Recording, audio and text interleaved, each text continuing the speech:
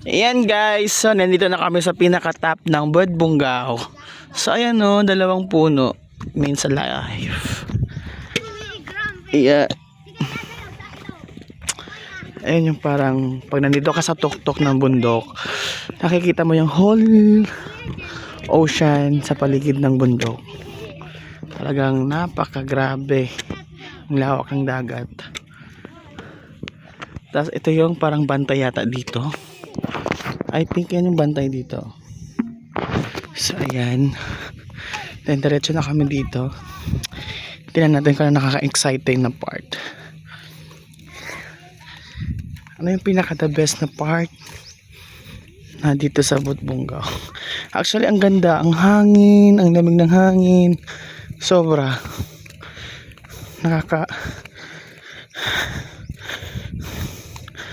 Nakaka-lighting siya.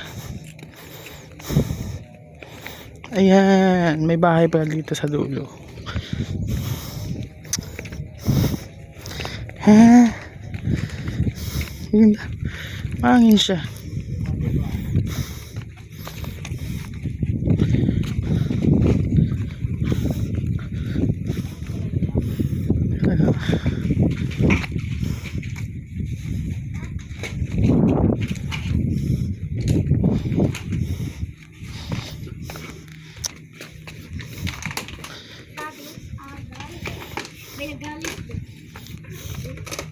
Ano yan dyan?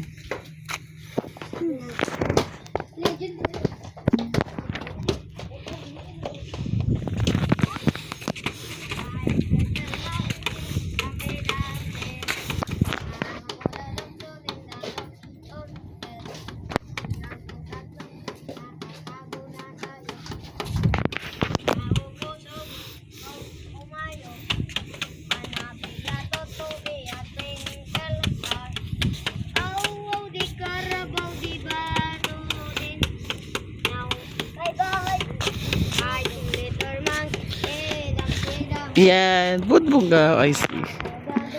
Sobrang init pero okay lang. Budbungao. Hoy, umalis ka nga dyan, Res, parang kapansin ka talaga.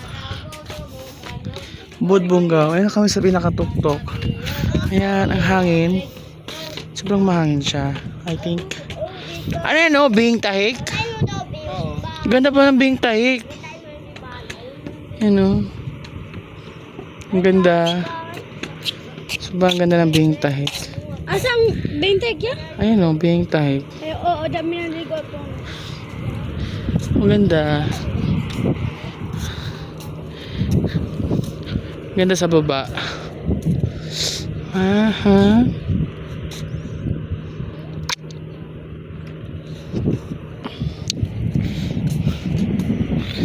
Maybe next time I'll be in love.